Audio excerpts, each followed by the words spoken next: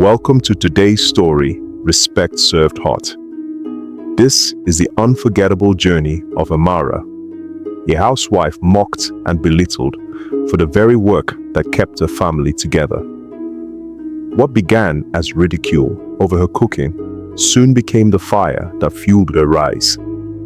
Through determination and courage, she transformed her kitchen into a source of pride, building a business that nourished a community, companies, and even saved her household. This is more than a story about food. It's about strength, resilience, and the moment when respect is finally served hot. Amara had always been known for her quiet demeanor. She lived in a small but tidy home with her husband, David, and their 2 children. Every morning, the first sounds of the day in the house came from her kitchen, the clinking of pots, the hiss of boiling water, the gentle hum of her song as she prepared breakfast.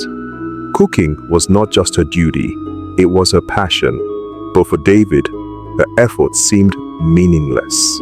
To him, Amara was just a housewife, nothing more. He would often sneer at her, saying, "You spend your whole day cooking and cleaning, Amara. What do you even contribute? Look at me. I'm the one who brings money into this house." Each word pierced her heart, leaving her feeling small and invisible.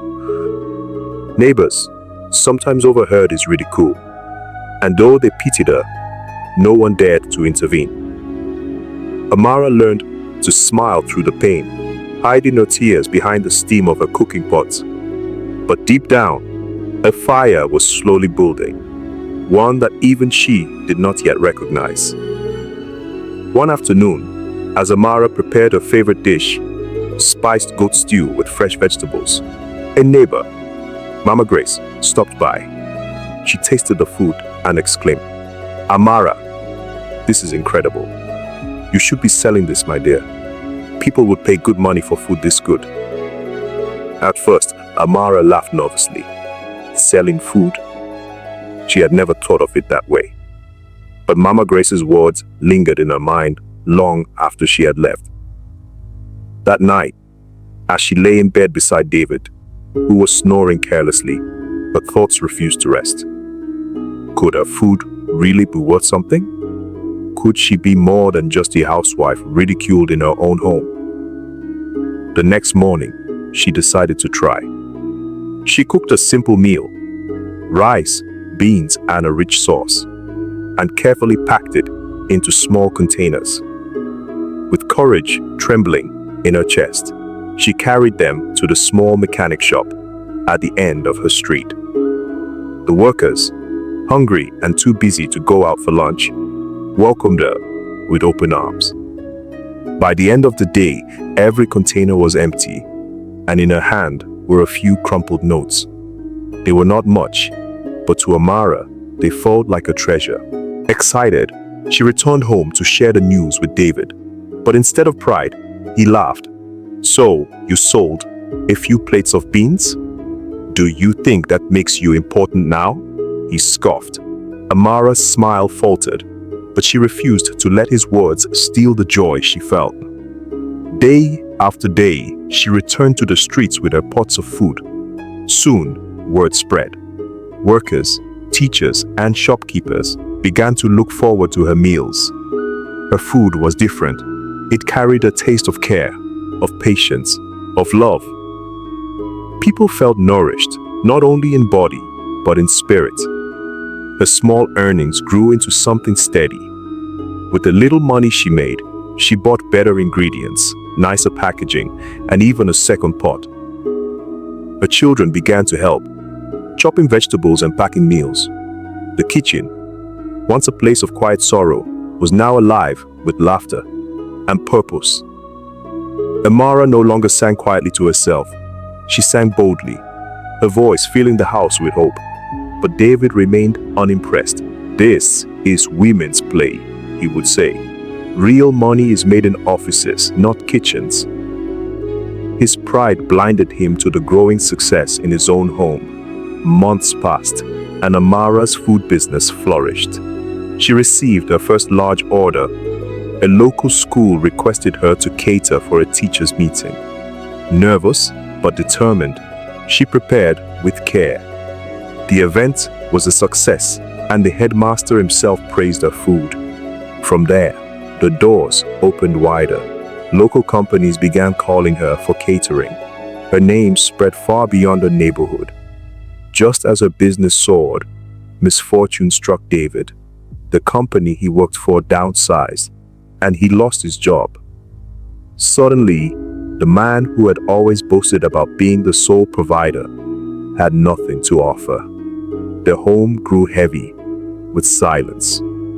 Pride kept him from asking for help, but he could not ignore the fact that Amara's earnings were now keeping the family afloat. One evening, after weeks of brooding, David finally spoke. His voice was low, almost ashamed. "Amara, how do you manage all this? The orders, the money, the customers?" Amara looked at him kindly. She had every right to remind him of his cruel words, every right to humiliate him as he had humiliated her.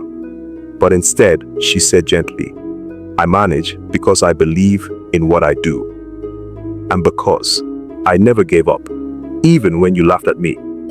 David lowered his gaze. For the first time, he saw not just his wife, but a woman of strength and resilience. Swallowing his pride, he asked, "Can I help you?" The next day, David began assisting with deliveries and finances. At first, it was awkward. His hands, once used to holding pens and papers, now carried trays of steaming food. But soon, he began to admire Amara's system, her dedication, and the respect she commanded from clients. Together, they expanded the business into a registered catering company. They hired staff, bought better equipment, and began serving at weddings, corporate events, and community celebrations. David, once the man who mocked her cooking, now introduced her proudly as the genius behind our company. Amara had not only built a business, she had rebuilt her family. The respect she longed for from her husband had been earned, not by begging, not by tears, but by standing firm in her gift. And the community, they loved her, not just for her food, but for her spirit. Amara began training other women in her neighborhood, showing them how to turn their skills into businesses. She told them, "Never let anyone tell you your work is worthless. What you carry in your hands could feed your family, your neighbors, even the world." Her kitchen, once a place of tears, had become a place of triumph. This story teaches us that no role is small and no talent is useless. What others ridicule today may become the foundation of tomorrow's success. Respect is not demanded with words. It is earned through perseverance, courage, and faith in your own abilities. Thank you for listening to Respect Served Hot. If Amara's story touched your heart, don't forget to like, share, comment, and subscribe for more powerful stories of love, struggle, and triumph. Your support helps us continue creating content that inspires and uplifts.